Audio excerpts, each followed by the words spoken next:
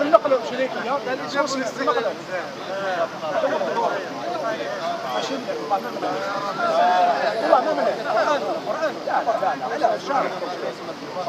قدم لكم الامباسادور جديد. ما عندكمش شكون هو امباسادور؟ حطوا 40 في البلاد. ما عندكم كونسول، ما عندكم امباسادور، ما عندكم دوله. هيا سي بون سي بون سي بون سي بون راني نصور انايا سي بون خو سي بون. وراه الحاشيه بسم الله الرحمن الرحيم. اولا صالح وين؟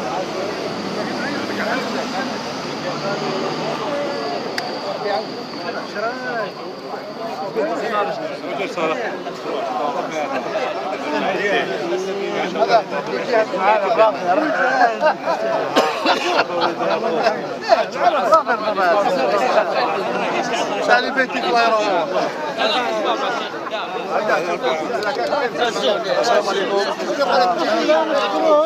شوف انا بيتونا في الليل ما تشوفش هذه تروح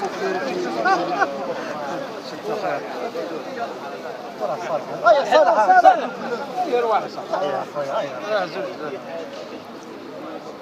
خلاص ابدا ما شفتش لا هو حب يبدوا مع بعضهم هذا ورثه لازم نحترموا معليش اروح تفضل خوتنا. بسم الله الرحمن الرحيم.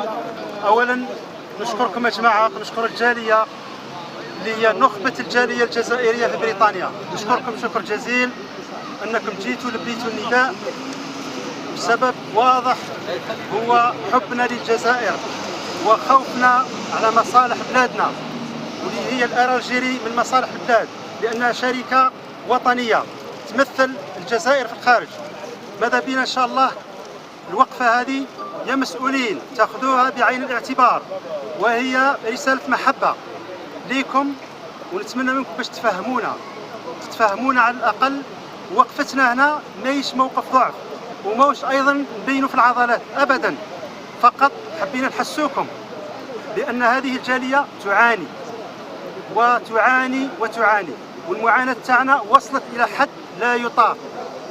يعني أرجو أن تأخذوا هذه المبادرة بحكمة وتجاوبونا وتلبيوا المطالب المشروعة، نظن راهي مشروعة، وإن شاء الله راح نكونوا فريق صغير يمثل هذا الجمع المبارك ويتكلم مع المسؤولين ونتناقشوا ونشوفوا الحلول المناسبة اللي تكون تراعي مصالح الشركة الاقتصادية وتراعي أيضا ظروف الجالية باش نوازنوا بيناتهم، وإن شاء الله ما يكون لا غالب والمغلوب في هذه ليست منازلة ولكن نقول في هذه المبادرة.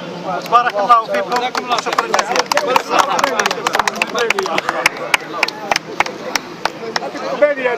بارك الله فيكم يا جماعة. السلام عليكم.